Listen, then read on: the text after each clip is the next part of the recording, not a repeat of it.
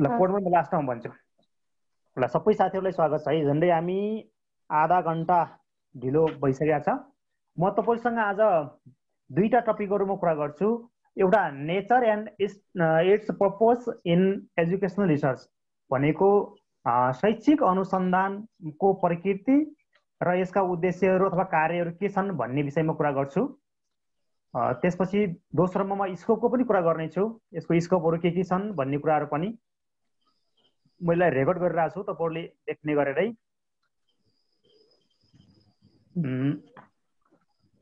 पहिलो टपिकमा म तपाईसँग के कुरा गर्छु भन्दा शैक्षिक अनुसन्धानको प्रकृति कस्तो हुन्छ र त्यो प्रकृतिहरुको पनि उद्देश्य के हुन्छ अथवा यहाँ पर्पस भनेको कार्य पनि बुझ्नु होला तपाईहरुले। काम के हुन्छ त त्यसको भन्ने कुराहरुको बारेमा म पहिलो टपिकमा कुरा गर्छु। Nature of educational research. अब यहाँ कुरा गर्दा what is the meaning of nature भन्ने कुरा आउँछ।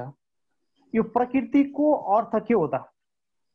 अनुसन्धान गर्छौं, अनुसन्धानको नेचर कस्तो खालको हुन्छ, यसको प्रकृति कस्तो खालको हुन्छ, अथवा हामीले कुनै कुराहरू पत्ता लगाउनको लागि वा कुनै समस्याहरूको समाधान गर्नको लागि सञ्चालन गर्ने अनुसन्धान त्यो कुन प्रकृतिले सञ्चालन हुन्छ भन्ने विषयमा त्यसको मिनिङ भनिन्छ, त्यसको अर्थ भनिन्छ। नेचरको त्यो प्रकृति हामी भन्छौं नि, मानिसहरूलाई देख्न बित्तिकै, मानिसको व्यवहार हेर्न बित्तिकै यो कस्तो खालको मानिस हो, यो कस्तो व्यवहार देखाउँछ भन्छौं भने त्यस्तै खालको यो शैक्षिक अनुसन्धानले कस्तो व्यवहार देखाउँछ, यसका रूपहरू कस्ता हुन्छन्, प्रकृति कस्तो हुन्छ भन्ने कुरा यसको नेचरमा हेर्नेछौँ। त्यस्तै गरेर how to find the nature of educational research भन्छौँ। यो शैक्षिक अनुसन्धानको प्रकृति कसरी पत्ता लगाउने? तपाई हामीले अनुसन्धान कार्य सञ्चालन गर्दाखेरि हामीले सञ्चालन गरेको अनुसन्धान कुन प्रकृतिको हो अथवा हामीले कुन प्रकृतिको अनुसन्धान गर्न खोजिरहेका हौं भन्ने कुरा तपाईहरुले पहिचान गर्न सक्नुहुन्छ र सक्नुपर्ने पनि हुन्छ। त्यस्तै नेचर अफ एजुकेसनल रिसर्च। अब शैक्षिक अनुसन्धानको प्रकृति खास के हो त, कस्तो खालको प्रकृति हुन्छ भन्ने विषयमा तपाईहरुसँग यहाँ कुरा गर्दाखेरि शैक्षिक अनुसन्धान भित्र थुप्रै खालको अथवा थुप्रै प्रकारले हामी प्रकृतिलाई हेर्न सक्छौं। त्यसमा प्रयोग गर्ने तथ्याङ्कको आधारमा, त्यसमा पार्टिसिपेन्टको भ्यूको आधारमा पनि फरक हुन सक्छ। तर मुख्यतया हाम्रो सिलेबसले गाइड गरेको एउटा प्योर रिसर्च हो जसलाई हामी आधारभूत अनुसन्धान भन्छौं। यो अनुसन्धानको प्रकृति आधारभूत अनुसन्धान हो। दोस्रो प्रायोगिक अनुसन्धान हो, अप्लाइड रिसर्च। त्यस्तै गरी तेस्रोमा एक्सन रिसर्च भनेको कार्यमूलक अनुसन्धान र चौथोमा इभालुएसन रिसर्च गरेर अनुसन्धानका प्रकारलाई हामी मुख्यतया चारवटा तरिका, चारवटा प्रकृति, चारवटा स्वरूपमा हामी हेर्न सक्छौं।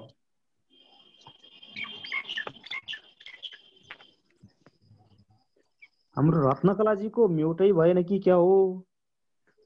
कोबाट आवाज आइरहेको छ र मिन्दा तपाईको मोबाइलको तल बायाँ साइडमा जानुस् त, त्यहाँनिर एउटा माइक्रोफोन जस्तो चिन्ह गरे आउँछ, त्यसमा एकचोटि टच गरिदिनुस् म्युट भइहाल्छ के। हेर्नुस् त, रातो लाइन लाग्यो भने एकचोटि गर्नुस् त।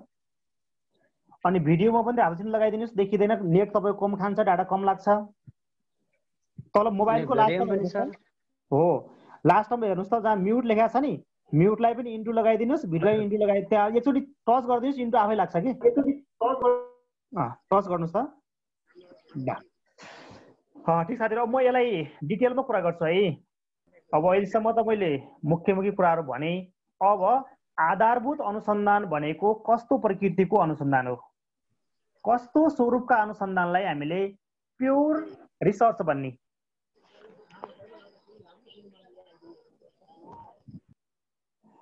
ल मैले रत्नकलाजीलाई म्युट गरिदिएको छु, अब त्यहाँबाट नखोल्नु होला है, तपाईले जान्नु भएन, मैले यहाँनिर गरिदिएको छु।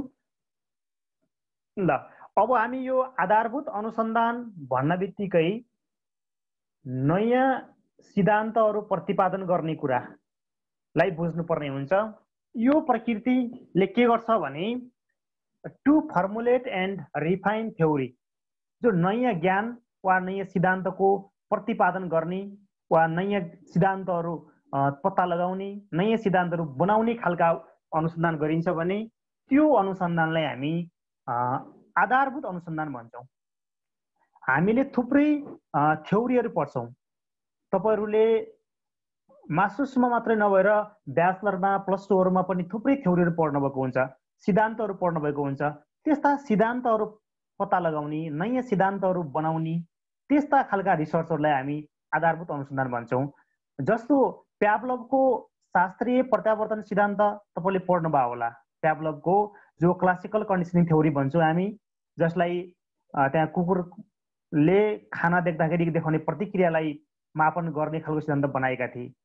त्यस्तै स्किनरले जुन मुसाको प्रयोग गरेर सम्बन्ध प्रत्यावर्तनको सिद्धान्त पत्ता लगाएका थिए। भने यस्ता प्रकृतिका थुप्रै अनुसन्धानहरू भएका छन् जसलाई हामी आधारभूत अनुसन्धानको उदाहरणको रूपमा लिन सक्छौँ। तपाईहरूले कक्षा 9-10मै साइन्समा पढ्नुभए थुप्रै सिद्धान्तहरू छन्, आर्किमिडिजका सिद्धान्तहरू, पलवानका सिद्धान्तहरू। त्यस्तै गरेर बायोलोजीतिर जानुभयो भने त्यहाँ डार्विनका सिद्धान्तहरू पनि छन्। यस्ता थुप्रै छन्। यस्ता नयाँ सिद्धान्त पत्ता लगाउनको लागि सञ्चालन गरिने अनुसन्धानहरू आधारभूत अनुसन्धान हुन्। अर्को तरिकाले भन्नुहुन्छ भने अनुसन्धानको एउटा नेचर, एउटा प्रकृति आधारभूत अनुसन्धान हो, प्योर रिसर्च हो। त्यो प्योर रिसर्च भनेको नयाँ सिद्धान्त बनाउने, नयाँ सिद्धान्त पत्ता लगाउने कामहरू गरिन्छ। यसको उद्देश्य तत्कालै शिक्षामा प्रयोग नहुन सक्छ, लामो समय लाग्न सक्छ, तर यसले ज्ञानको भण्डारमा ज्ञान थप्ने काम गर्दछ। जस्तो एउटा इट्टा राख्दैमा कुनै पनि भवन पुरा हुँदैनन्, तर एउटा एउटा राख्दै गइयो भने भवन पुरा हुन्छ। त्यस्तै ज्ञानको क्षेत्रमा पनि एउटा सिद्धान्त भनेको नयाँ एउटा इट्टा थप्ने काम हो। यो तत्काल उपयोगी नहुन सक्ने पनि हुन्छन्, लामो समय लाग्न सक्छ, र ज्ञानको भण्डार विस्तारमा सहयोग गर्ने प्रकृतिका अनुसन्धानहरू गरिन्छ भने तिनीहरू आधारभूत अनुसन्धान हुन्, प्योर अनुसन्धान हुन्। अब तपाईँहरूले यसलाई के बुझ्नु पर्यो भने आफ्नो माइन्डमा एउटा कन्सेप्ट के बनाउनुहोस् अथवा आफूले के सोच्नुहोस् भने मैले अब शिक्षण सिकाइमा एउटा नयाँ सिद्धान्त बनाउँछु अथवा सामाजिक क्षेत्रमा एउटा नयाँ सिद्धान्त बनाउँछु, त्यो नयाँ सिद्धान्त बनाउनलाई मैले अनुसन्धान गर्दैछु भन्ने सोच बनाउनु भयो भने त्यो आधारभूत अनुसन्धान हुन्छ।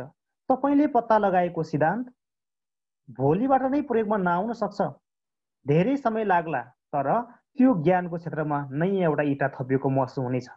त्यसैले शिक्षण सिकाइ क्रियाकलापसँग सम्बन्धित मात्र नभएर हरेक क्षेत्रमा नयाँ ज्ञानहरू पत्ता लगाउने, नयाँ सिद्धान्तहरू प्रतिपादन गर्ने उद्देश्यले गरिने अनुसन्धानहरू आधारभूत अनुसन्धान हुन् भन्ने कुरा बुझ्नु पर्यो। यो आधारभूत अनुसन्धानमा कोही साथीहरूको केही कुरा लागेको छ भने हजुरको आफ्नो विचार राख्नुहोस् त, अनि म अर्कोमा जाम्ला। ल, एकजनाले राख्नु पर्यो यसमा।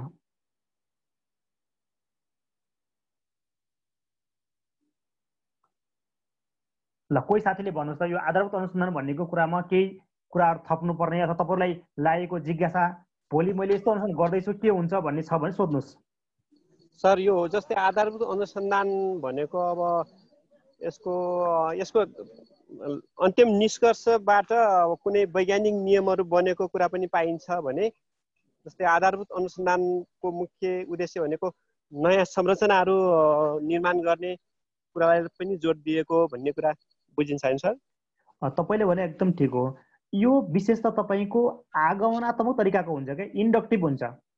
धेरैवटा उदाहरणहरू, धेरै क्रियाकलापहरू गर्दै गर्दै त्यसलाई विश्लेषण गर्यो, संश्लेषण गर्यो, विश्लेषण पछिको निचोड निकाल्यो, फेरि त्यो निचोडहरूको पनि निचोड निकाल्दै गएर अन्तिममा सिद्धान्त बन्छ नि, त्यो कुरा भनेको आधारभूत अनुसन्धान आगमनात्मक प्रकृतिको हुन्छ भन्ने कुरा तपाईँको बुझाइ ठिक छ। अरू साथीहरूको?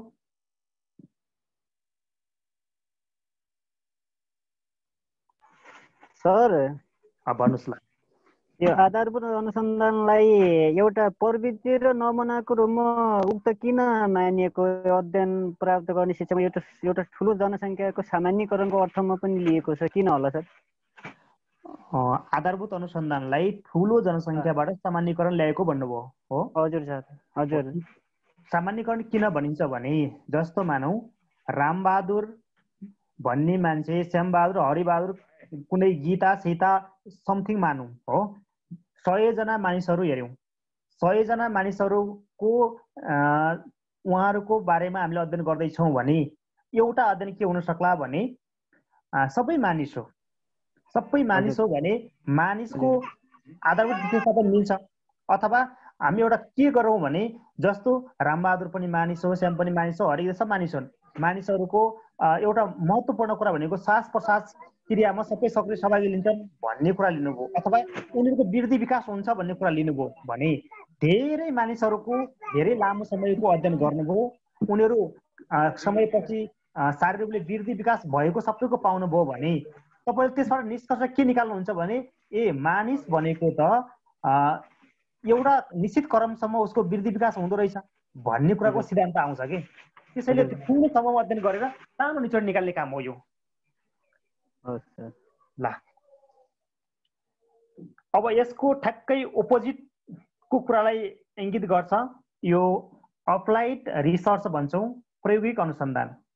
यो प्रायोगिक अनुसन्धानको कुरा के हो भन्नुहुन्छ भने तपाईँले जे कुरा गर्नुभयो त्यसको प्रयोग हो। अब जस्तो भीम सरले राम्रो कुरा उठाउनु भएको थियो कि कुनै कुराहरू छ भने उदाहरण दिँदै दिँदै आएर थ्योरी बनाउने भन्नुभयो। अब अहिले हामीले के गर्छौँ भने पहिला बनाएका थ्योरीहरू प्रयोग गरेर समस्याको समाधान गर्छौँ। त्यो तरिकाका अनुसन्धान प्रायोगिक प्रकृतिका अनुसन्धानहरू हुन्। अब यसको मुख्य उद्देश्य नै के छ भन्नुहुन्छ भने to improve practice and solve the practical problems. हेर्नुहोस् है, इम्प्रुभ प्र्याक्टिस, हाम्रो जो प्र्याक्टिसहरू छ, हामीले गर्ने जुन व्यवहारहरू छन्, हाम्रा प्रयोगहरू छन्, त्यसमा सुधार गर्ने र समाधान के गर्ने भन्दा प्रयोगात्मक प्रकृतिका अनुसन्धान समस्याहरूको समाधान गर्ने। सबै समस्याको समाधान हुँदैन, सबै समस्या समाधान गर्न सकिँदैन, तर जुन समस्या हामीले प्रायोगिक रूपले समाधान गर्न सक्छौँ त्यो प्रकृतिका समस्याहरूको कारण पत्ता लगाउने, त्यसका समाधानका उपायहरू पत्ता लगाउने र समस्या समाधान गर्ने उद्देश्य लिएर गरिने अनुसन्धान हाम्रो एप्लाइड रिसर्च अन्तर्गत पर्दछन्। यहाँ भनिएको छ नेपालीमा पनि प्रष्ट रूपले प्रतिपादित सिद्धान्तको परीक्षण गर्ने। जस्तो कुनै एउटा सिद्धान्त बन्यो भने त्यो सिद्धान्तलाई परीक्षण गर्नुहोस्, सुन्न बित्तिकै विश्वास नगर्नुहोस् त्यो ठिक छ कि छैन। त्यसपछि शैक्षिक समस्याको समाधान र अभ्यासलाई सुधार गर्नुहोस्, त्यो सिद्धान्त प्रयोग गरेर हुन्छ कि हुँदैन।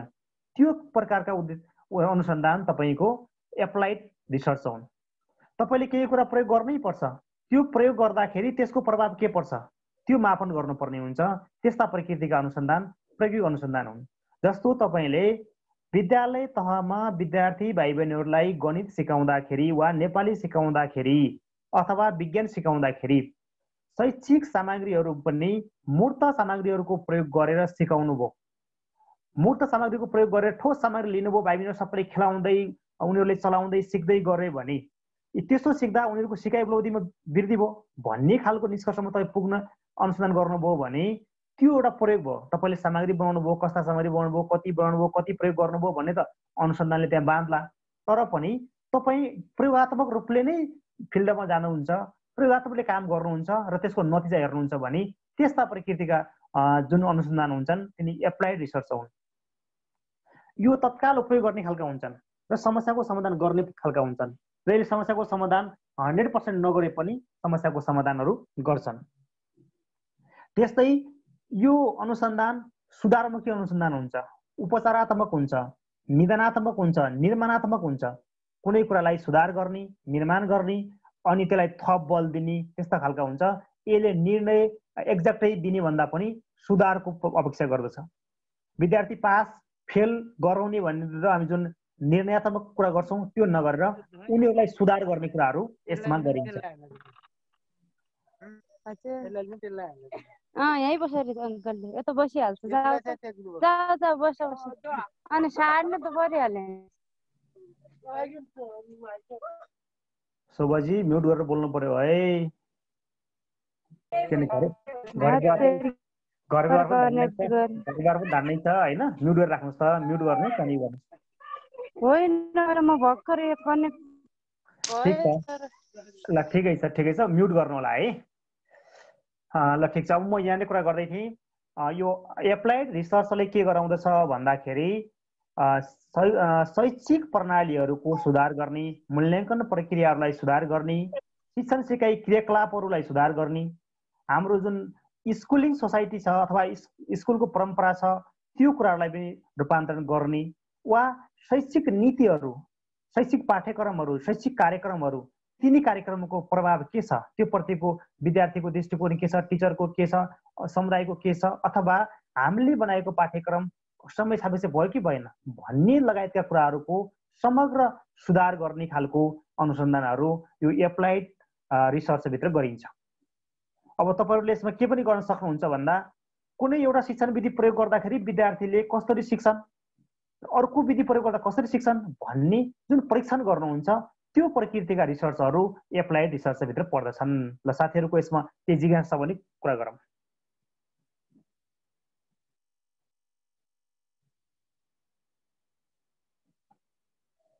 ल कोही साथीहरूको छ भने कुरा गरिहालौँ है, पछि अर्कोमा गयो भने प्रसङ्ग बदलिन्छ र फेरि कुरा बुझिँदैनन्। यसमा डाउट छ भने तपाईँहरूले कुरा राख्नु पर्यो।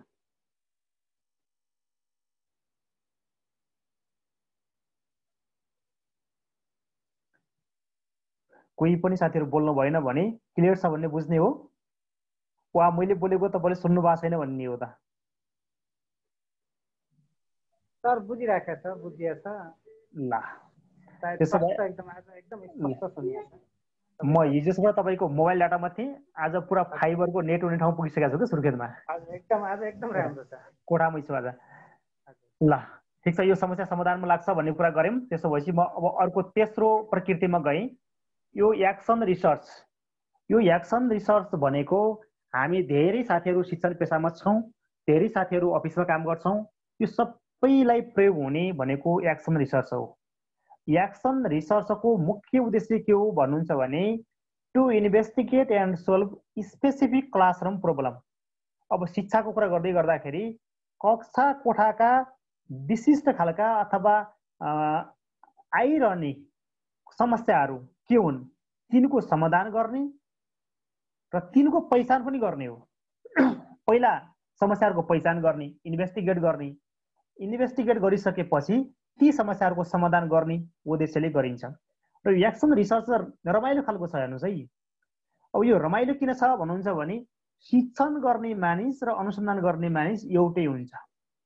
तपाईँले आफ्नै कामको अनुसन्धान गरिरहनु भएको हुन्छ, मैले यो गर्दैछु विद्यार्थीमा के प्रभाव पर्छ, त्यसपछि तपाईँ मैले यो गर्दा यसरी प्रभाव पर्यो, अब अर्को दोस्रो क्रियाकलाप गर्दा के प्रभाव पर्छ भनेर जबसम्म तपाईँले लिएका लक्ष्य उद्देश्यहरू पुरा हुँदैनन् तबसम्म तपाईँका विभिन्न प्रकृतिका आफ्ना एक्टिभिटिजहरू गर्दै भाइ बहिनीहरूलाई शिक्षण सिकाइमा इन्भल्भ गर्दै जानुहुन्छ भने त्यसबाट विद्यार्थी भाइ बहिनीहरूको व्यवहारमा परिवर्तन आयो कि आएन, कसरी व्यवहारमा परिवर्तन ल्याउन सक्नुहुन्छ, विद्यार्थीले कसरी सिक्न सक्छन् भन्ने कुराहरू आफैले अनुसन्धान गर्ने, आफैले त्यसको निष्कर्षको प्रयोग गर्ने, फेरि अनुसन्धान गर्ने, प्रयोग गर्ने गर्दै गर्दाखेरि तपाईँ आफू एक अनुसन्धाता अथवा एक अनुसन्धानकर्ता लामो समयसम्म इन्भल्भ भइरहनुहुन्छ।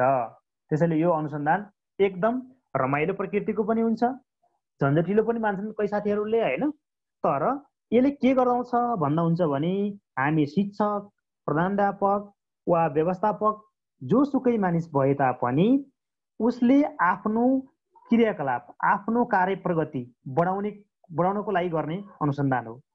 यो अनुसन्धान एक तरिकाले हेर्दा प्रयोगात्मक तरिकाको पनि हुन्छ, तर प्रयोगात्मक अनुसन्धान यसमा फरक के हो भने प्रयोगात्मक अनुसन्धान गर्ने मानिसले नतिजाको कारण गर्दैन, तर यसमा जे नतिजा आए पनि त्यो मानिसले नै त्यसलाई प्रयोग गर्छ, त्यसको निष्कर्ष निकाल्छ, समाधानका उपायहरू निकाल्छ, ती उपायहरू आफैले कार्यान्वयन गर्छ, फेरि के आउँछन् समस्या त्यसलाई हेर्छ, एवं प्रकारले यो क्रमशः गरिने एउटा चक्रको रूपमा जान्छ यो एक्सन रिसर्च भन्ने।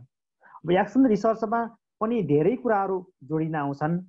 अब जस्तो सबैभन्दा पहिला हामी के गर्छौँ, समस्याको पहिचान गर्छौँ, कार्ययोजना बनाउँछौँ, कार्ययोजनालाई कार्यान्वयन गर्छौँ, त्यसको प्रतिक्रिया के आउँछ, प्रतिबिम्ब रिफ्लेक्सन के आउँछ हेर्छौँ, त्यसपछि त्यसलाई कार्यान्वयन गर्छौँ, फेरि सुधारलाई अर्को योजना बनाउँछौँ एवं चक्रले जान्छौँ। त्यो चक्रीय प्रकृतिको पनि हुन्छ कार्यमूलक अनुसन्धान। कार्यमूलक अनुसन्धान सानो समस्यामा केन्द्रित हुन्छ, तत्काल समाधान गर्न सकिने क्रियाकलापमा केन्द्रित हुन्छ र अनुसन्धान गर्ने मानिसले नै आफ्नो क्रियाकलापहरू अथवा आफ्नो व्यक्तित्व विकासको लागि, आफ्नो पेसालाई मर्यादित बनाउनको लागि, आफ्नो पेसालाई सुदृढ बनाउनको लागि आफ्ना क्रियाकलापहरूमा रूपान्तरण गर्न, परिवर्तन गर्न गरिने एउटा अनुसन्धानको प्रकृति कार्यमूलक अथवा कार्यपरक अनुसन्धान हो। यसमा अनुसन्धान गर्ने मानिस र त्यसको प्रयोग गर्ने मानिस एउटै मानिस हुन्छ। अब जस्तो एकजना शिक्षकले एउटा पाठलाई विद्यार्थी केन्द्रित शिक्षण विधि प्रयोग गर्नुभयो, अर्कोमा शिक्षक केन्द्रित गर्नु होला, त्यो मध्ये पनि कसैले खेल विधि प्रयोग गर्नु होला, कसैले प्रदर्शन विधि प्रयोग गर्नु होला, कसैले प्रदर्शन विधि प्रयोग गर्नु होला। कुन विधि प्रयोग गर्दा के गर्दाखेरि विद्यार्थीमा कस्तो खालको उहाँले प्रतिक्रिया पाउनुहुन्छ र कुन विधि राम्रो लाग्छ त्यो कुरामा सुधार गर्दै जाने, एकपछि अर्को सुधारको कुरा गर्ने हो। यो पनि सुधारात्मक हुन्छ, उपचारात्मक हुन्छ, निदानात्मक प्रकृतिको हुन्छ। त्यसैले यसको मुख्य कार्य भनेको आफ्नो शिक्षण सिकाइ क्रियाकलापलाई सुधार्ने र विद्यार्थीको सिकाइ उपलब्धिलाई बढीभन्दा बढी सपोर्ट गर्ने खालका अनुसन्धानहरू शिक्षा क्षेत्रमा हेर्ने हो भने त्यो कार्यमूलक अनुसन्धान हुन्। यसमा के छ साथीहरू कार्यमूलक अनुसन्धानमा? ठीक छ, प्रश्न छ। ल म दोस्रोमा गएँ है। अब अन्तिम हो यो इभालुएसन रिसर्च। अब तपाईँहरूले शब्दै हेर्दा पनि थाहा पाउनुहुन्छ इभालुएसन रिसर्च भने कस्तो हो भन्ने कुरा। मूल्याङ्कन अनुसन्धान अरे मूल्याङ्कन केमा गर्ने, किन मूल्याङ्कन गर्ने, कस्तो कुराको मूल्याङ्कन गर्ने भन्ने कुराहरूबाट केन्द्रित भएर तपाईँले सोच्नुभयो भने त्यो खालको अनुसन्धान, त्यो मूल्याङ्कन अनुसन्धान हुन्छ।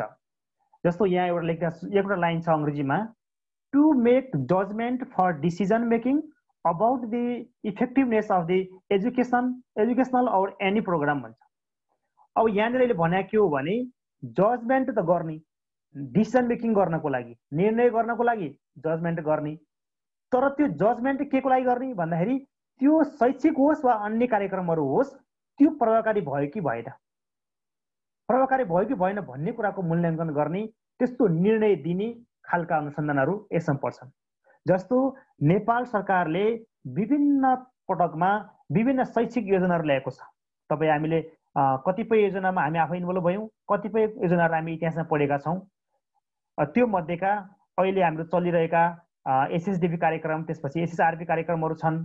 त्यस्तै सेती परियोजना भन्ने थियो पहिला, त्यस्तै गरेर हाम्रो के अरे 2028-32 को शैक्षिक योजना पनि थिए होइन। यी थुप्रै कार्यक्रमहरू आउँदै गर्दाखेरि ती कार्यक्रमहरू प्रभावकारी भए कि भएनन्, तिनले लिएका लक्ष्य उद्देश्य पुरा भए कि भएनन्, त्यसप्रति विद्यार्थी, शिक्षक तथा समुदायको प्रतिक्रिया के रह्यो आदि कुराहरूको मूल्याङ्कन गर्ने, लेखाजोखा गर्ने र यो कार्यक्रम अब चलाउन उपयुक्त छ कि छैन, यदि चलाउने हो भने कुन कुन कुराहरूमा परिवर्तन गर्ने हो, कुन कुन कुराहरूलाई निरन्तरता दिने हो भन्ने प्रकारका मूल्याङ्कनहरू गर्ने, निर्णय दिने र यो निर्णयात्मक प्रकृतिको अनुसन्धान हो।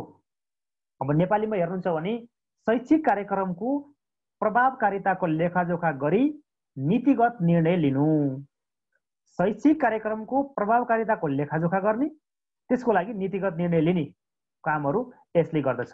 त्यसैले यसको कुराहरू के हो भन्दा एकदम छोटोमा बुझ्नुहुन्छ भने कार्यक्रमको लक्ष्य पुरा भयो कि भएन, कार्यक्रम प्रभावकारी रह्यो कि रहेन, कार्यक्रमको सञ्चालन उपयुक्त भयो कि भएन, कार्यक्रम जुन लक्ष्य लिएर पुरा अगाडि बढेको थियो त्यो अनुकूल नभएको भए किन भएन, नहुने कारण के, सुधार्ने उपाय के भन्ने तरिकाका कुराहरूलाई इभ्यालुएसन गर्ने र त्यसपछि कार्यक्रम अगाडि बढाउने वा नबढाउने भन्ने कुराको निर्णय गर्ने हो यो। त्यसैले यो मूल्याङ्कन अनुसन्धान निर्णयात्मक प्रकृतिको अनुसन्धान हुन्छ। अब यसलाई हामीले छोटकरीमा के बुझौँ भने शिक्षा क्षेत्रमा सञ्चालन गरिएका शैक्षिक कार्यक्रमहरू, शैक्षिक नीतिहरू, विभिन्न शैक्षिक ऐन कानुनहरू प्रभावकारी भए नभएको, सान्दर्भिक भए नभएको, उपयुक्त रहे नरहेको कुराको अन्तिम लेखाजोखा गरी त्यसलाई परिमार्ज वा त्यसलाई प्रयोग नगर्ने वा निरन्तरता दिने भन्ने कुरामा अन्तिम निष्कर्ष दिनको लागि, निचोड दिनको लागि सञ्चालन गरिने अनुसन्धान यो मूल्याङ्कन अनुसन्धान हो। भीम केसीले हात उठाउनु भएको छ। ल भीमजी भन्नुहोस् त हजुरको के छ? अनम्युट गर्नुहोस्, तपाईँले अनम्युट गर्न पाउनुहुन्छ। यहाँ भीम केसीको हात उठिरहेछ। त्यो त्यतिकै तरिका नजानेर उठ्याछ हो। ल केही कुरा छ भने भन्दा राम्रो हुन्छ है। अब मैले यो प्रकृतिको कुराहरू गरेँ, लगभग प्रकृतिहरू यिनै कुराहरू छन्। यो कार्यक्रम परिमाण सुधारको कुरा त मैले भनिसकेको छु। अब यिनी प्रकृतिहरूको कुरा गर्दाखेरि तपाईँहरूलाई के कुरा उठ्ला भने हाम्रो करिकुलममा nature and its purpose in educational research भनेको छ। यो प्रकृति भनेका यिनी 4वटा हुन्। अनुसन्धानका प्रकृतिलाई 4 तरिकाले हामी लिन सक्छौँ। हुन त साथीहरूले के पनि बुझ्नु होला भने गुणात्मक पनि हुन्छन्, परिमाणात्मक त हुन्छ भन्ने कुरा पनि आउला, तर यिनी भित्र पनि तिनी कुरा आउने भएको हुनाले तिनी कुरालाई हामीले यहाँ गौण मान्यौँ र यिनी 4वटा कुरालाई प्रधान मान्यौँ। र यसको पर्पस भनेको यहाँ कार्य हो है, तपाईँले त्यो बुझ्नु होला। यी ढाँचाको काम के छ त, किन गरिन्छ भन्ने कुराबाट जान्नु होला। त्यसैले नेचर र यसको प्रकृति के छ शिक्षा क्षेत्रमा अथवा शैक्षिक अनुसन्धानमा भन्ने कुरा गर्दाखेरि तपाईँले 4वटा कुरालाई सम्झनु होला। एउटा आधारभूत सम्झनु होला। आधारभूत भनेको नयाँ सिद्धान्त बनाउने हो, नयाँ ज्ञान थप्ने हो, कसैले पत्ता नलागेको कुरा पत्ता लगाउने हो, त्यो आधारभूत अनुसन्धान हो। कसैले पत्ता लगाएका सिकाएका सिद्धान्तहरू अथवा कुनै थ्योरीहरू, कुनै ज्ञानहरूको प्रयोग गरेर वर्तमान अवस्थामा रहेका समस्याहरूको समाधान गर्ने, त्यसलाई हामीले सुधार्ने, त्यसको लागि गर्ने अनुसन्धान प्रयोगात्मक अनुसन्धान हो। र शिक्षण सिकाइ क्रियाकलापहरू सुधार गर्नको लागि शिक्षक स्वयंले अनुसन्धान गरी अनुसन्धानबाट प्राप्त निष्कर्षको आफैले कार्यान्वयन गर्ने र त्यसबाट सुधार भए नभएको मूल्याङ्कन गर्दै फेरि त्यसलाई सुधार गर्नको लागि अनुसन्धानको चक्र अगाडि बढाउने अथवा आफ्नो कार्यक्षेत्रमा आफ्नो कामलाई प्रभावकारी, उपलब्धिमूलक, गुणस्तरीय बनाउनको लागि काम गर्ने मानिसले नै अनुसन्धान गर्ने र त्यसैले त्यो निर्णय अनुसन्धान प्राप्त भएको निष्कर्षको कारण गर्ने प्रकृतिका अनुसन्धानहरू कार्यमूलक अनुसन्धान हुन्छन् भने अर्को प्रकृति भनेको कुनै पनि कार्यक्रमहरू प्रभावकारी छ छैन, उपयुक्त भयो भएन, लक्ष्य पुरा भयो कि भएन, यो ठिक छ कि छैन, उपयुक्त हो कि होइन, प्रभावकारी भयो कि भएन भनेर निष्कर्ष दिने, निचोड निकाल्ने, अन्तिम निर्णय दिने खालका अनुसन्धान गर्नुभयो भने तिनी अनुसन्धानलाई हामी मूल्याङ्कन अनुसन्धान भनेर भन्छौँ। ल साथीहरू, मैले अब यिनी 4वटा कुराहरू गरेँ। यिनी कुरामा साथीहरू के कुरा छ भने टोटल गरौँ। सर ल भन्नुहोस्। यो कार्यपरक र कार्यगत शैक्षिक अनुसन्धान भन्नाले के फरक छ सर? कार्यमूलक कार्यगत एउटै कुरा हो। कार्यपरक कार्यगत भने कार्यमूलक र कार्यगत एउटै हो? एउटै कुरा हो, एक्सन रिसर्च नै हो त्यो। तपाईँले काम गर्दै गर्दा तपाईँको काममा सुधार ल्याउनलाई गरिने अनुसन्धान नै कार्यगत अनुसन्धान हो। त्यसलाई फरक तरिकाले नबुझ्नुलाई। त्यही त कार्यरत र कार्यपरक भनेको छ, अब एउटै हो कि जस्तो त लागिरहेको थियो। त्यही पनि डाउटै नहुन्छ है। हजुर। अरू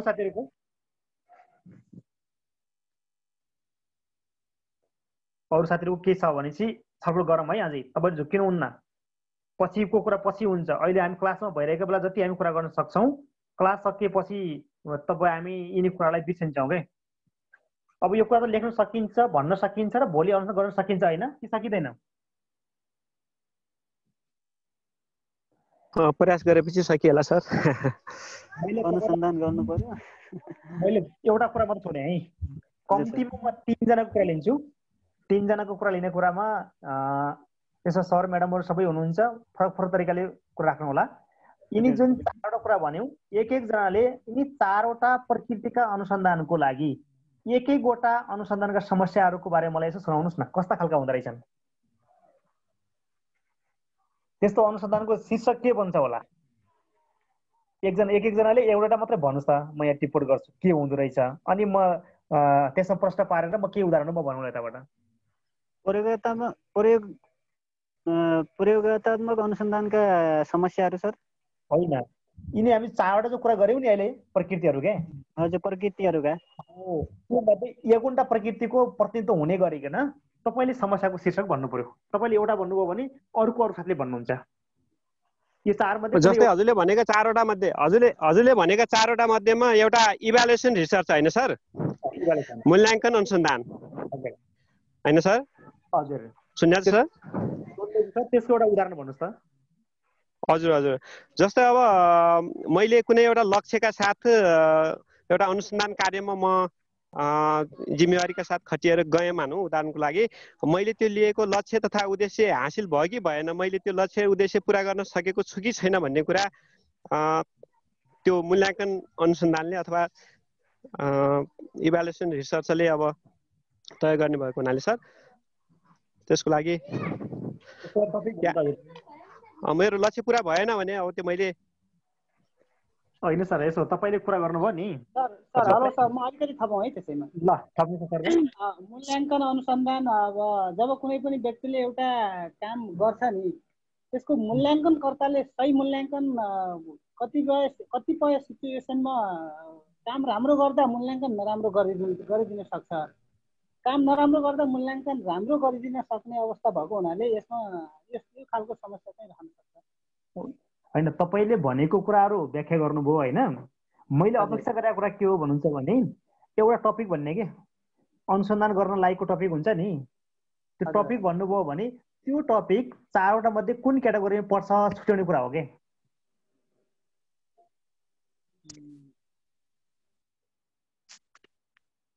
मैले एउटा भन्छु है त तपाईँलाई सहिलेसँग छुट्याउन सक्नुहुन्छ होला हजुर हजुर हजुर भन्नु सर हामी अहिले कक्षा 1-7 मा निरन्तर विद्यार्थी मूल्याङ्कन गरिरहेछौँ हो हो निरन्तर विद्यार्थी मूल्याङ्कन भन्ने मूल्याङ्कन भित्र परे तापनि एउटा कार्यक्रम त हो नि क्यास हजुर हो अब तपाईले टपिक के बनाउन सक्नुहुन्छ भने बारेकोट गाउँपालिकाको लागि मात्र तपाईहरु क्षेत्र भावनाले अनुसन्धान क्षेत्र पछि रोज्नु होला समग्रमा तपाईले के बनाउन सक्नुहुन्छ भन्दा विद्यालय तहमा क्यासको उपयोगिता अथवा प्रभावकारिता भनेर एउटा अनुसन्धान गर्न सक्नुहुन्छ के अब त्यसमा तपाई जानुहुन्छ अनुसन्धान गर्नुहुन्छ तथ्याङ्कहरु संकलन गर्नुहुन्छ थुप्रै तथ्याङ्क संकलन गर्नु होला तथ्याङ्क संकलन साधन धेरै प्रयोग गर्नु होला त्यसको निचोड लास्टमा के आउनु पर्यो भन्दा के त कार्यक्रम ठीक छ कि छैन भन्ने आउनु पर्यो के अब यो कार्यक्रम लगाएर पाउँ ठीक छ वा छैन भन्ने यस्तो खालको गर्नुभयो भने त्यो एउटा मूल्याङ्कन एउटा के हुन्छ अनुसन्धान शीर्षक भन्यो के अब यो त तपाईले सिधै भन्नुहुन्छ मूल्याङ्कन अनुसन्धान हो भन्ने कुरा भनिहाल्नुहुन्छ हैन हजुर अर्को भन्छु म है जस्तो तपाईको विद्यालयमा विद्यार्थीहरु 10 बजे कहिल्यै आउँदैनन् र केही शिक्षक साथीहरु पनि 10 बजे भन्दा अलि पछि आउनुहुन्छ अनि विद्यार्थी आइसकेपछि हामी जो प्रार्थना लाइनमा लाग्दैनन् उनीहरु आफ्नो तरिकाले खेलिरहेका हुन्छन् कक्षा कोठामा घण्टी लागे पनि पस्दैनन् जब शिक्षकहरु हाजिर लिएर जानुहुन्छ बल्ल कक्षातिर पस्न लाग्छन् अनि शिक्षकले त्यहाँ पढाइरहँदाखेरि कक्षा कोठामा बस्छन् शिक्षक निस्कने बित्तिकै त्यहीबाट निस्केर फेरि बाहिर खेल्न आउँछन् अब यो प्रकारको सिचुएसन भयो भने तपाईले कुन खालको अनुसन्धान र के टपिक दिएर अनुसन्धान गर्नुहुन्छ होला भन्नुस् त एक्सन रिसर्च टपिक भन्नुस् पहिला सर हजुर सर सुन्नको भन्नुस् हजुर हजुरले भनेको त्यो टपिकमा चाहिँ एक्सन रिसर्च गर्दा राम्रो हुन्छ होला एक्सन रिसर्च हुने भयो म पनि सहमत भएँ हैन कार्यमूलक अनुसन्धान यसको टपिक भन्नुस् त यसको ठ्याक्कै टपिक के हुन्छ होला शीर्षक के बन्छ होला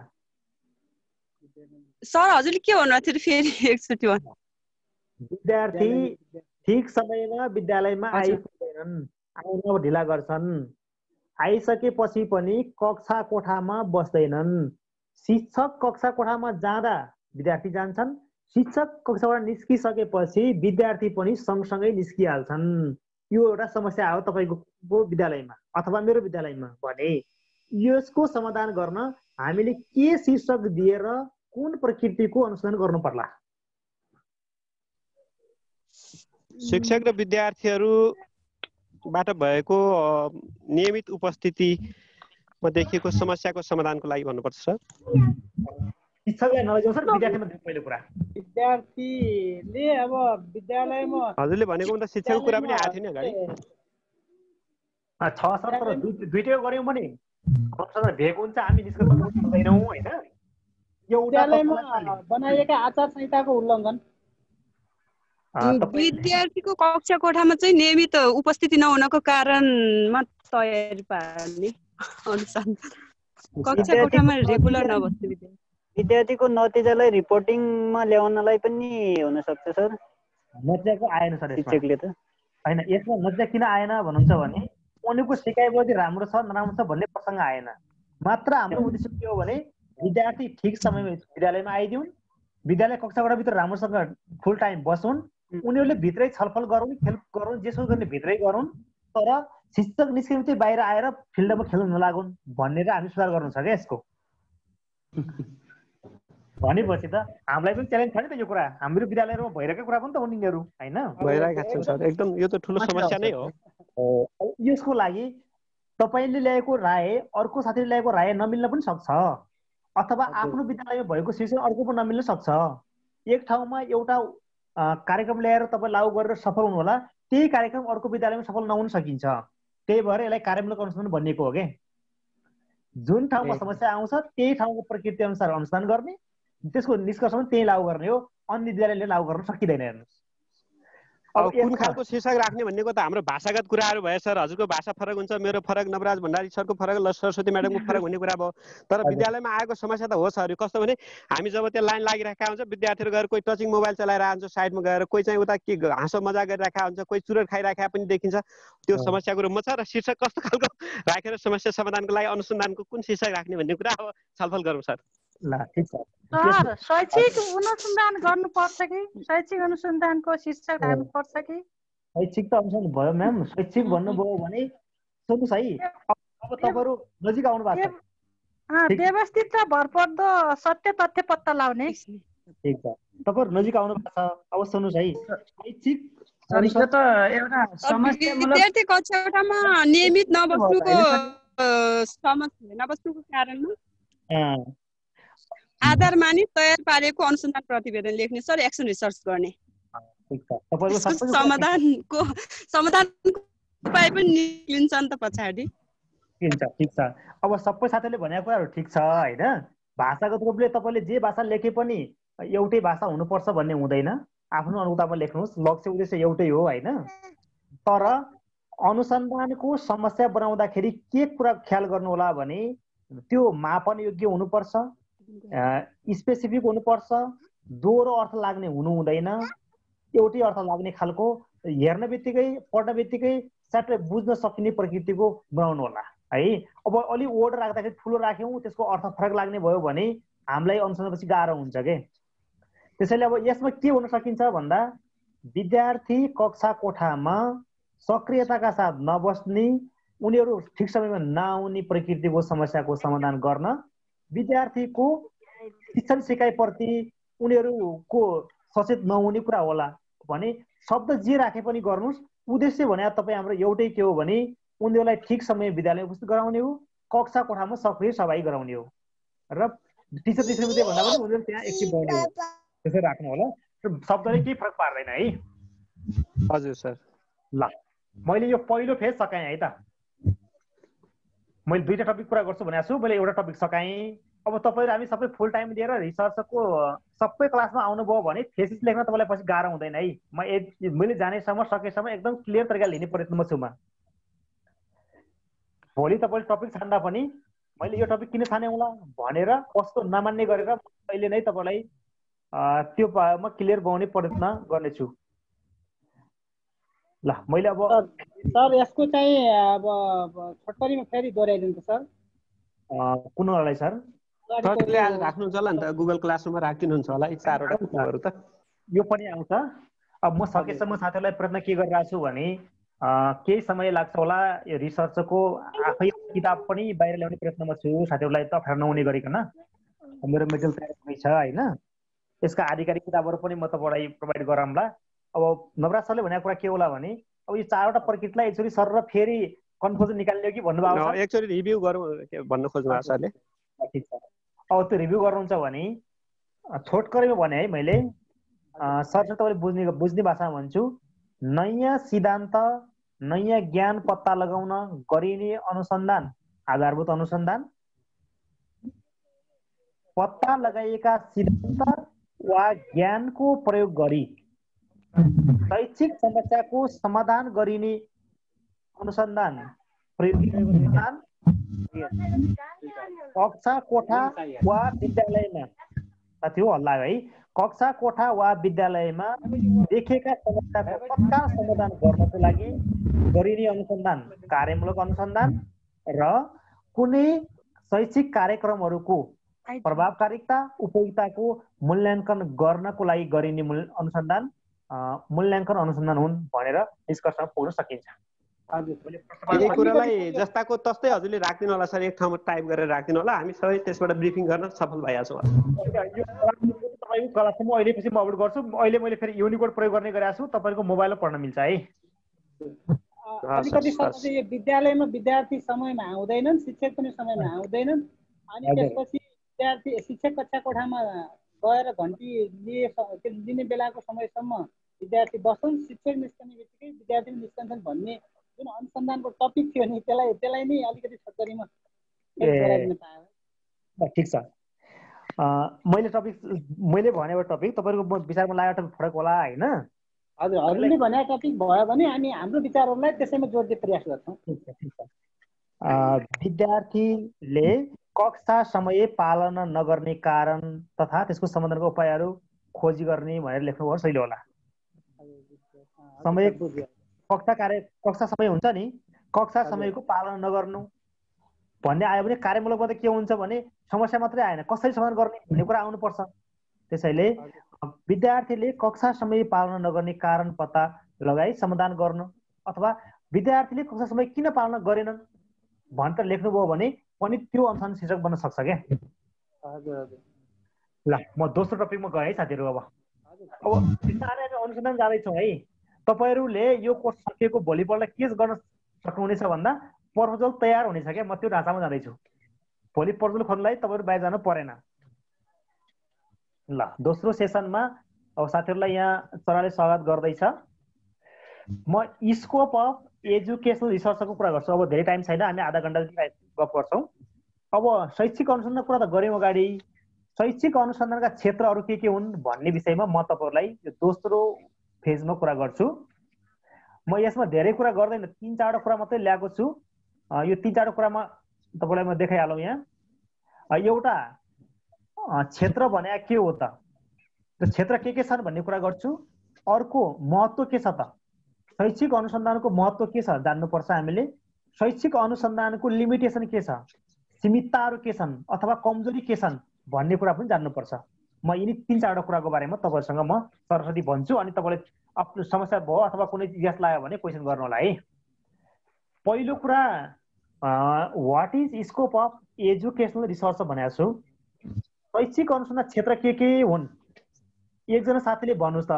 शिक्षा क्षेत्रमा के अनुसन्धान गर्न सकिन्छ होला, कुन टपिकमा रहेर कुन विषयवस्तुतिर केन्द्रित भएर गर्न सकिन्छ होला। त्यो बोर्डर हुन्छ, ठुलो हुन्छ, स्पेसिफिक हुँदैन। त्यस्तो बारेमा केही कुरा भन्नुहोस् त मलाई।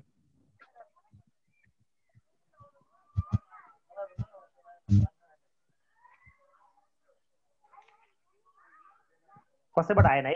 ल यहाँ वाट भनेको छौँ। पहिला शिक्षा क्षेत्रमा के गर्ने भन्यौँ, शिक्षा किन दिने भन्छौँ नि हामी, कहाँ दिने कुरा गर्छौँ, किन दिने कुरा गर्छौँ भने यसले के कुरा बुझाउँछ भने विद्यालयमा होस् वा विश्वविद्यालयमा होस् शैक्षिक कार्यक्रमहरूको कुरा गर्दाखेरि त्यसका पाठ्यक्रमहरू, पाठ्य पुस्तकहरू, शिक्षण क्रियाकलापहरू, शिक्षण विधिहरू, त्यसका शैक्षिक नीतिहरू, शैक्षिक कार्यक्रमहरू, मूल्याङ्कन प्रक्रियाहरू, यस्ता कुराको बारेमा मूल्याङ्कन गरिन्छ अथवा अनुसन्धान गरिन्छ भने त्यो हाम्रो अनुसन्धानका क्षेत्रभित्र पर्छन्। अब हामीले गर्ने अनुसन्धानहरू कुनै अनुसन्धान पाठ्यक्रमसँग नजिक हुन्छन्, कुनै पाठ्य पुस्तकसँग, कुनै शिक्षण विधि तथा क्रियाकलापसँग हुन्छन्, कुनै मूल्याङ्कनसँग हुन्छन्, कुनै हाम्रो शैक्षिक कार्यक्रमको बारेमा हुन्छन्, कुनै शिक्षाका लक्ष्य उद्देश्यतिर जान्छन् भने यिनी क्षेत्रभित्र रहेर हामीले अनुसन्धान गर्छौँ, जसलाई हामी शैक्षिक अनुसन्धानका क्षेत्रहरू भनेर पनि भन्छौँ। अब यस्ता धेरै क्षेत्रहरू छन्, त्यो मध्ये मैले यहाँ केही कुरालाई यहाँ ल्याएको छु। एजुकेसनल पोलिसी प्रोग्राम रुल एउटा क्षेत्र के हुन सक्छ भने शिक्षा क्षेत्रका शैक्षिक नीतिहरू के छन्, शैक्षिक कार्यक्रमहरू के छन्, शैक्षिक ऐन नियमहरू के छन्, तिनको बारेमा गरिने अनुसन्धान अथवा तिनको बारेमा पनि अनुसन्धान गर्न सकिन्छ, गर्नुपर्छ भने त्यो एउटा क्षेत्रभित्र पर्न सक्छ। त्यस्तै गरेर टिचिङ मेथड एन्ड टिचर्स, मैले धेरै लामो लेखेको छैन, तपाईँलाई म बुझाउँछु।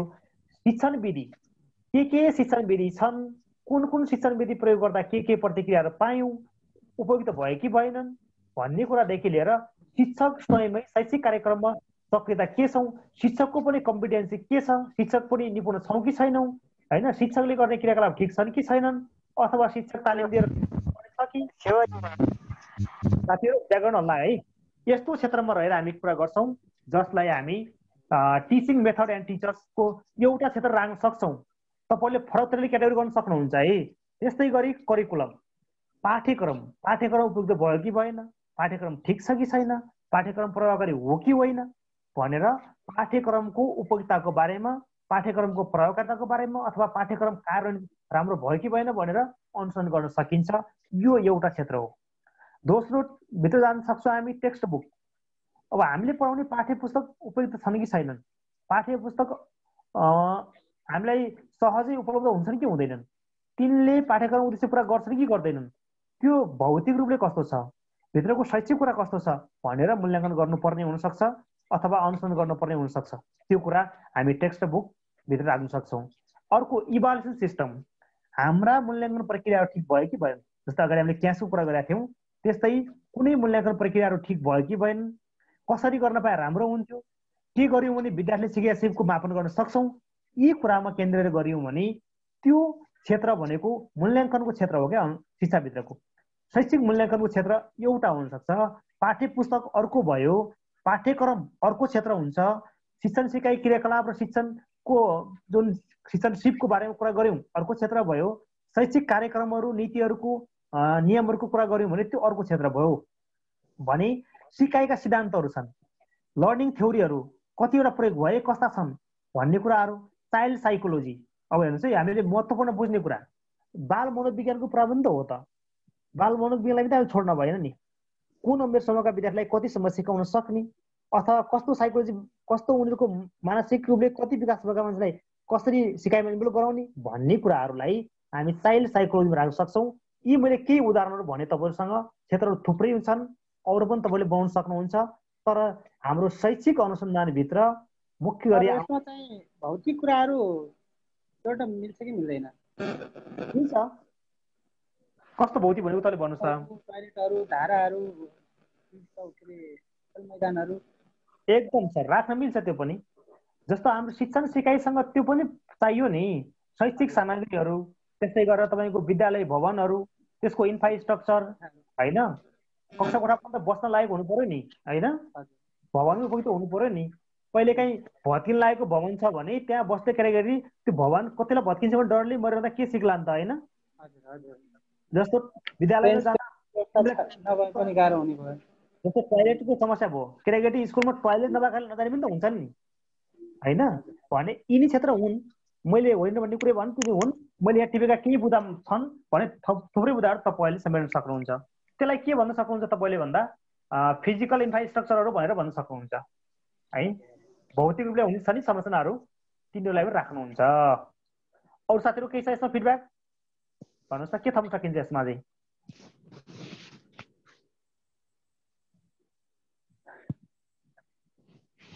तपाईँले भोगेका कुराहरू राख्न सक्नुहुन्छ। तपाईँले यहाँ छुट्या छ शैक्षिक प्रशासन राख्न सक्नुहुन्छ।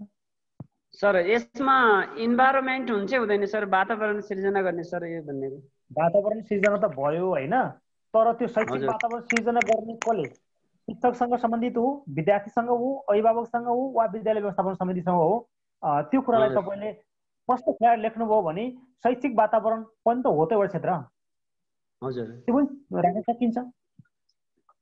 वातावरणले सिकाइयोग्य छैन, विद्यालयमा बस्नलाई सुविधा छैनन्, विद्यार्थी विद्यालय जान डराउँछन्, त्यहाँ बस्नलाई गाह्रो मान्छन्, टोयलेट छैन, खानेपानी छैन। अब त्यहाँ गइसकेपछि पनि अन्य वस्तुभावहरू छाडा रूपले विद्यालयभित्र आउने वातावरण छ भनेपछि त्यसले पनि शैक्षिक वातावरण खलबल्याउँछ। तपाईँले भने जस्तै गरेर यो फिजिकल इन्फ्रास्ट्रक्चर भित्र आउने कुरा हो वातावरण पनि है। ल अब मैले अर्कोमा गएँ, पाठ्यक्रमको निर्माणमा भित्र पनि पर्छ नि सर। हजुर, पाठ्यक्रमको निर्माण, प्रशासन सुधार जस्ता कुराहरू पनि राख्न मिल्यो होइन सर? मैले राखेको नि पाठ्यक्रम भनेको थिएँ नि, त्यो सकिन्छ। पाठ्यक्रम परिमार्जन गर्ने भए नभए कुराहरू सकिन्छ, त्यो हुन्छ। शैक्षिक प्रविधि हो।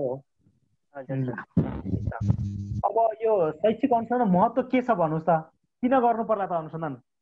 शिक्षा क्षेत्रमा अनुसन्धान गर्नुपर्ने कारण के? तपाईँलाई के लाग्छ ल साथीहरू भन्नुहोस् त? अब हामी 10 मिनट कुरा गरौँ, धेरै कुरा गर्दैनौँ। शिक्षण क्षेत्रलाई प्रभावकारी बनाउनको लागि सर। प्रभावकारी त भन्नुभयो, कुन क्षेत्रको प्रभावकारिता हो यसमा स्पष्ट भन्ने भए अझ राम्रो हुन्थ्यो कि। प्रश्नले भन्नुदा कुन प्रभावकारी, त्यहाँ धेरै पक्ष छन् नि, अगाडि धेरै कुरा भन्यौँ नि होइन, कुनै एउटा स्पेसिफिक पक्ष भनौँ न। अब जो नीतिगत पोलिसीहरू छन् नि, जो प्रोग्रामहरू रुलहरू, अब एउटा चाहिँ के अरे व्यक्तिले एउटा धारणा दिने, अर्को चाहिँ एउटा व्यक्तिले अर्को धारणा दिने, कतिपय बेला चाहिँ ती पोलिसीहरू नीतिका बिचमा पनि विवादास्पद कुराहरू हुने, अनि त्यसलाई त्यस्ता कुराहरूमा चाहिँ स्पष्ट एउटै किसिमको नीति हुन पाएको भए राम्रो हुन्थ्यो। तपाईँले भनेको त अहिलेको जेन्युन समस्या हो नि। नेपालमा 753वटा स्थानीय सरकार, 7वटा राज्य सरकार र एउटा केन्द्रीय गरी अब त्यत्रो 761 सरकार छन् नि। यी सरकार अब अझै हाम्रो कुसे गाउँपालिकामा त झन् अब यो केही अधिकार सबै अधिकार जो त्यहाँ शिक्षा नियावलीसँग एकदम बाजिने गरिकन, जो चाहिँ कानुन संविधानसँग बाजिने गरी अब कति त्यस्ता बनाइया छन् नीति नियम। ल ठिक छ, म यहाँ केही महत्त्वपूर्ण बुदाहरू प्रस्तुत गर्छु। तिनी बुदाहरूमा थप्नु पर्यो भने तपाईँले भनेको थपौँला है त। पहिलो भने सिद्धान्तको विकास एवं सुधार गर्ने हो। शिक्षा क्षेत्रमा आवश्यक पर्ने सिद्धान्तहरूको विकास गर्नको लागि पनि अनुसन्धान गर्नुपर्छ, हेर्नुहोस् है, महत्त्वपूर्ण छ। अर्को, सिद्धान्तहरू बनाएर मात्र भएन, ती सिद्धान्तलाई पनि सुधार गर्नुपर्ने हुनसक्छ। त्यसैले शैक्षिक क्षेत्रमा भएका सिकाइका सिद्धान्तहरू, प्रशासन सञ्चालनका सिद्धान्तहरू होलान्, अन्य पाठ्यक्रम निर्माणका सिद्धान्तहरू होलान्, त्यस्ता नयाँ नयाँ सिद्धान्तहरूको प्रतिपादन गर्ने र अहिले भएका, अहिले जुन एक्जिस्टिङ भन्छौँ हामी, कार्यमा सञ्चालनमा रहेका त्यस्ता सिद्धान्तहरूको सुधार गर्न आवश्यक हुन्छ। त्यसैले अनुसन्धान गर्नुपर्छ। विकास गरिएका सिद्धान्तको प्रयोग गरी शैक्षिक समस्याको हल गर्नको लागि पनि अनुसन्धान गर्नुपर्छ। किनकि सिद्धान्त छ तर त्यसलाई प्रयोग गरिएन भने प्रयोग गर्ने तरिका थाहा पाउने, प्रयोग गरेर हल हुने नहुनेको थाहा पाउनलाई पनि अनुसन्धान गर्नुपर्ने हुन्छ। अर्को, कक्षा कोठाका समस्याको पहिचान गरी सुधार गर्नु। कक्षा कोठा समस्या पनि त पहिचान गर्नु पर्यो नि, बाहिर अनुसन्धान भएर मात्र पुग्दैन। त्यसैले पहिला हामीले अनुसन्धान गर्नको कारण के हो त भन्दा कक्षा कोठाका समस्याको पहिचान गर्ने, कक्षा कोठामा देखिएका समस्याको समाधान गर्ने पनि हो। त्यो महत्त्व राख्छ अनुसन्धानले भनेर हामी शैक्षिक अनुसन्धान गर्छौँ। अनि उपयुक्त शैक्षिक नीति तयार गर्न, हामीलाई नीति चाहिन्छ नि, तपाईँले भनेको कुरा, उपयुक्त शैक्षिक नीति चाहियो भने त्यो नीति तयार गर्नलाई अहिले हामीले सञ्चालनमा ल्याएको नीति ठिक छ कि छैन, उपयुक्त भयो कि भएन, त्यो प्रति शिक्षक सन्तुष्ट भयो कि भएनन्, विद्यार्थी अभिभावक विवेचक सन्तुष्ट छन् कि छैनन्, शिक्षा प्रशासक के छन् भन्ने कुराहरूलाई हामीले हेर्न सक्छौँ। ल गोविन्दजी, तपाईँको हात उठाएर फेरि भन्नुहोस् त। गोविन्दजी, ल यसमा के थप्ने विचार लाग्योस् लाग्यो? मलाई थप्न खोज्नु भयो हो गोविन्द सिंह? मैले बोल्नु भएन। त्यसपछि शिक्षकहरूको शिक्षण सिपमा सुधार गर्न पनि आवश्यक छ। हेर्नुहोस् है, हामीले हिजो जे जानेका थियौँ, जे सिकेका थियौँ, त्यही अनुसार शिक्षण गरिरहेछौँ भने हाम्रो शिक्षण सिपमा सुधार गर्न आवश्यक छ कि छैन? छ भने तालिम दिने होला, कस्ता तालिमहरू दिने, कतिपय अवस्थामा रिवार्डको कुरा पनि होलान्, पनिसमेन्टको कुरा पनि होलान्। त्यो गरेर हामीले सकेसम्म शिक्षकले राम्रो तरिकाले सिकाउने टिप, उनीहरूको सिकाउने क्षमता त्यसो वृद्धि गर्नुपर्छ भनेर हामीले शैक्षिक अनुसन्धान गर्नुपर्छ। त्यस्तै शिक्षा क्षेत्रमा शैक्षिक प्रविधिको प्रयोग गर्नु पर्यो। कुन कुन शिक्षा प्रविधि आएका छन् ती कुराहरूको पनि प्रयोग गर्नुपर्ने होला। प्रयोगको राम्रो पक्ष के छ, नराम्रो के छ, त्यो कुरा पनि पहिचान गर्नलाई हामीले अनुसन्धान गर्नुपर्ने हुन्छ। अब त्यस्तै गरेर हामीले शैक्षिक प्रशासन सुधार्ने कुरा पनि पर्छन्। त्यस्तै गरी सान्दर्भिक पाठ्यक्रम निर्माण गर्न कसकोमा के आयो है साथी हो, हेर्नुहोस् त। प्रेमबहादुर साई, प्रेमजी सर, तपाईँको पछाडि ब्याकग्राउन्ड आवाज आएको छ, हेर्नुहोस् त। साथीहरू हुन्छ कि पछाडि? ल म्युटमा राख्नु होला है। अब त्यस्तै गरी मूल्याङ्कन गर्ने तरिकाहरूमा सुधार गर्न। यिनी केही प्रतिनिधिमूलक बुदाहरू हुन् है साथीहरू, मैले टिपेका यहाँ सबै यिनी बुदाहरू हुन् भन्ने छैन। हामीले शैक्षिक अनुसन्धान गर्नुपर्ने कारण वा शैक्षिक अनुसन्धानको महत्त्व, यसका क्षेत्र हेर्ने हो भने यिनी केही बुदाहरू हुन् र यसमा तपाईँले थप्ने घटाउने सुधार्ने गर्न सक्नुहुन्छ। यसलाई तपाईँले हेर्नुला म क्लाससम्म राखिदिन्छु। अब त्यससँगसँगै म शैक्षिक अनुसन्धानका केही सीमितता कुरा गर्छु है। लिमिटेसन भनेपछि तपाईँले कुन अर्थमा बुझ्नुहुन्छ एकजनाले मलाई भनिदिनुहोस् त तपाईँहरूको भाषामा। तपाईँले यसलाई कसरी आफूलाई माइन्ड मेकअप गर्ने गर्नु भएको छ लिमिटेसन भन्ने बित्तिकै? एकजना साथीले मलाई यसो भन्नुहोस् त, अनि म लिमिट भनेको कति मात्रा होला सर? थोरै कमै मात्रामा लाएन है लिमिट भनेर भनिन्छ सर। कम हुन्छ एउटा, ठिक छ। अरू साथीहरू? अथवा थोरै मात्रालाई थोरै। त्यसो भए शैक्षिक विषयवस्तुको कति गहिराइमा जाने भनेर थाहा पाउनलाई विषयवस्तुको गहिराइसम्म पुगिहाल्ने हो कि नाल्ने हो? यो कतिसम्म पुग्ने होला? लिमिट भनेको पुगिहाल्ने होला। आवश्यक विषय आवश्यकता अनुसार विषयवस्तुको ज्ञान हासिल गर्नु भन्नाले अब गहिराइमा पुग्नै पर्यो नि। ठिक छ। त्यसो भए यो सीमितता भनेको मैले बुझाएँ है, मेरो भाषामा मैले के भन्छु भने अपर्याप्तता हो, अपुग हो। के कुरा पुग्दैन त त्यो कुरालाई हामी सीमितता भन्छौँ कि। हुन त हामीलाई तपाईँको राम्रो कार चढ्न मन थियो नि, तर हाम्रो आर्थिक हाम्रो त्यहाँको बाटोको अवस्था सबै हेर्दाखेरि त कार त्यहाँ लिनै सकिँदैन भनेपछि कार पुग्न नदिने कारण के त? तिनी सीमितता भए क्या, हाम्रा लिमिटेसनहरू भए भने शैक्षिक अनुसन्धानका लिमिटेसन के होला नि त? एक दुईवटा कोही भन्नुहोस् त, एक दुईवटा। ल, विषयवस्तुको जटिलता हेर्नुहोस् है साथीहरू, यो कम्प्लेक्सिटी छ सब्जेक्ट म्याटरमा भन्ने कुरा आछ। यो किन छ त भन्दा शिक्षा क्षेत्रमा सञ्चालन गर्ने जति अनुसन्धान हुन्छ नि ती अनुसन्धान गर्दै जान्छौँ। जुन अनुसन्धान मानवीय व्यवहारसँग जोडिएका हुन्छन् र मानिसका व्यवहारहरू क्रमशः के हुन्छन्? परिवर्तन हुँदै जान्छन्, अथवा कहिल्यै पनि मानिसका व्यवहार पूर्ण परिपक्व हुँदैनन् क्या। त्यसैले यो विषयवस्तु जटिल छ र यो हामीले गरेको अनुसन्धान जस्तो विज्ञान प्रयोगशालामा गरेको अनुसन्धान जस्तो 2 भाग हाइड्रोजन र 1 भाग अक्सिजन हाल्ने बित्तिकै पानी बन्दैन क्या। यो एकदम जटिल छ हेर्नुहोस्। त्यस्तै अवलोकनमा जटिलता। तपाईँले अवलोकन गरे भन्नुहुन्छ, मानवीय व्यवहार अवलोकन गर्दै जानुभयो भने आजको भोलि, भोलिको पर्सि त्यो चलायमान हुन्छ, फरक फरक आउँछ। ठ्याक्कै एक्ज्याक्ट के हो भन्ने आउँदैन कि। जसरी हामीले कुनै वस्तुको तौल तराजुमा तौल्यौँ भने यति केजी उति केजी भन्न सक्छौँ नि, त्यसरी मानिसको व्यवहारलाई ठ्याक्कै अवलोकन गर्न सकिँदैन क्या। त्यसले अवलोकन गर्ने कुरा पनि जटिल छ हेर्नुहोस् यो। त्यस्तै पुनरावृत्तिमा जटिलता। तपाईँले आज विद्यालय एउटा कुरा गर्नुभएको हुन्छ, भोलि त्यो फेरि बदलिजान्छ, त्यो मान्छे फेरि चेन्ज भइजान्छ, अनि उसको सोचाइ चेन्ज हुन्छ, ऊ वृद्धि विकास हुँदै जान्छ, परिवर्तन हुँदै जान्छ, ऊ परिपक्व बन्दै जान्छ। अनि हामीले लिएको लक्ष्य उद्देश्य भन्दा पनि त्यो अनुसार अर्कातिर बाँडिन्छ भने त्यो अनुसार गर्नको लागि पुनरावृत्ति पनि जटिल छ।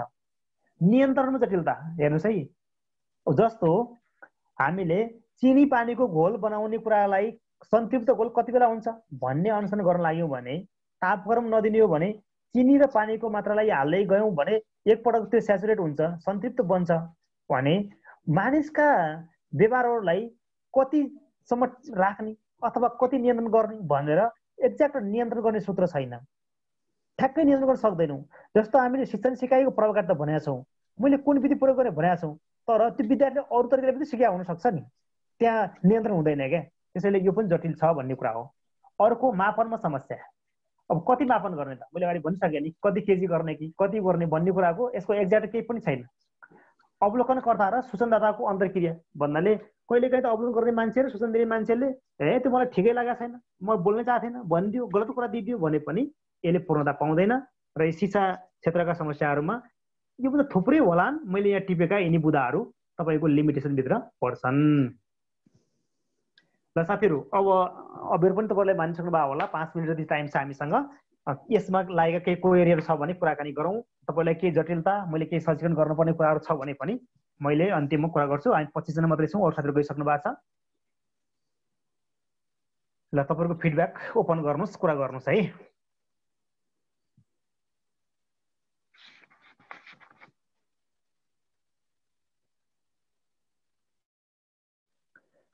ल, अनम्युट गर्नुहोस्, तपाईँले आफ्नो तरिकाले कुरा राख्नुहोस्।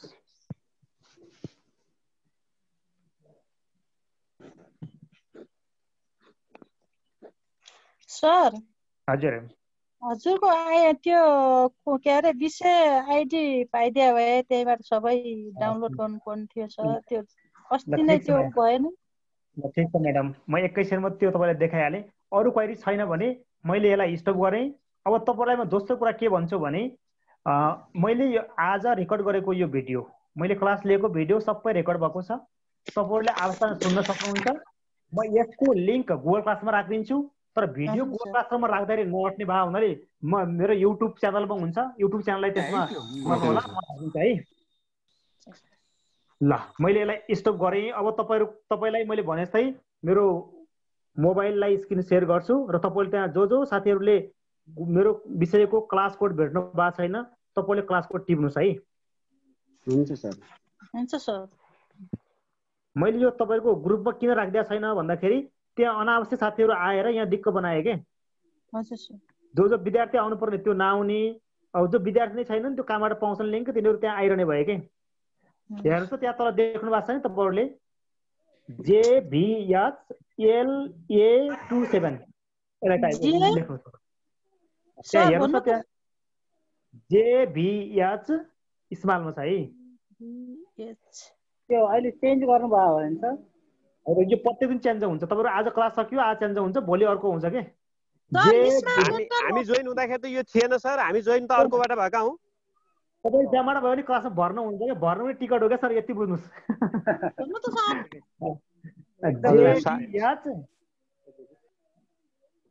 JVH त्यहाँ हेर्नुहोस् न म्याडम, त्यो जेनरलदेखि तलबाट हेर्नुहोस् त, यो क्लास कोड भनेर देखाएको छ नि मोबाइलमा, हेर्नुहोस् त। JVHLA27 छ सर। हामी फरक कोडबाट जोइन भयौँ। सर मेरो का बन्द भइसक्यो सर, भनिदिनु पर्यो एकछिन। टिप्नुहोस् म्याडम, JVHLA27 हजुर। स्मल लेटरमा हो सर? ल हुन्छ सर। ल अब अरू साथीहरू केही छ भने यसो कुराकानी गरौँ।